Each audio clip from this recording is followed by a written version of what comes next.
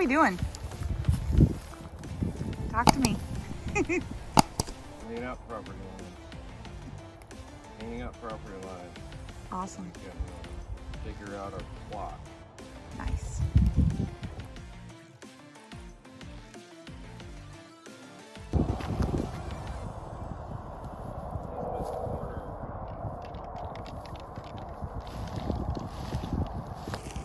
Walking towards the property line. Okay, so right now I'm walking towards the property line, to the stake.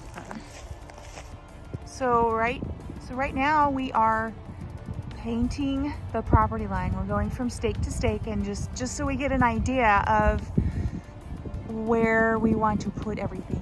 So here Rob is literally taking the line and spray painting it, so we kind of have an idea of where everything's going to be. Here he goes.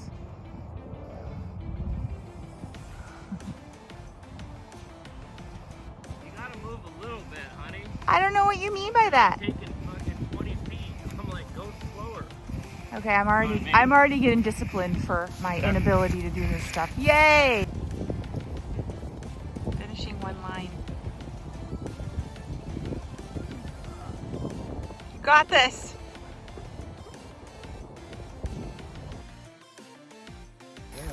Okay, go ahead. What are we doing? First, we figured out the cul-de-sac, or like, what do you call it? The roundabout? The road. Now we're gonna find our road. Okay. So from the two corners of the property, it comes into the cul-de-sac. We're gonna shoot our road to the house. About where we want to put the house. Okay. So we've measured about 200 feet one direction, 200 feet the other. Find the center point, find about the location of the home, and we're going to paint out the center of the road, and we're going to start from there. Cool. And then we'll get projected house and shop. Exciting. Ready? Yes. Here's our long driveway we want. Uh-huh. The goal is we want to have birch Follow me trees. down Down the the pink road. So the idea is we want to have like a long driveway lined with birch trees. That's kind of our dream to start out with, so pretty cool. Now, while he's doing that, I'm going to just scan. I don't know if you can even see the stakes, but there's stakes all the way down by that telephone pole. That's kind of the front corner of our property, I guess. And then it goes all the way to, I don't know if you see that orange stake. That's the property line on the side. And again, right now we're just trying to figure out placement of, because we're building a shop and we're gonna live in the shop while we're building the house. So we're just trying to place the shop and the house. What are we doing? Trying to figure out where we want to put the house. Right. So now that we know where our property lines are and our roads coming in, now we can kind of figure out where we want to put the house. Barn. The barn house? So, Cool. from here we just kind of lay out the footprint of the house and then make adjustments from there. Yeah. And this is probably like where we're at. It's probably kind of the center of the property, right? Sort of. Got more acres in the back. We're trying to save 2-3 acres in the back pasture. Right.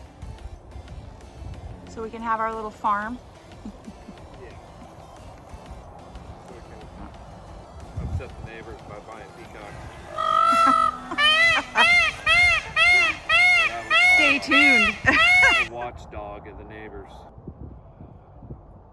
Now we kind of marked out the corners of just a rough idea of the shop, and Rob is actually just putting stakes down just so we can kind of visually see it, because we have lines painted, but when you're here you can't see the lines, so he just wanted to see it kind of visually. So right now. He's just pounding some steaks in there.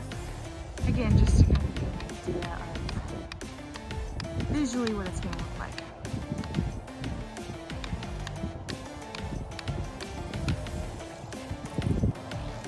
So Rob said that, recommended that we spray paint the top of these so that we get a good visual of it.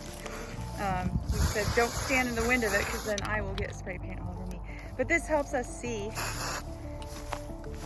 from a distance color. So there we have that, and I'm going to do that all along all of them.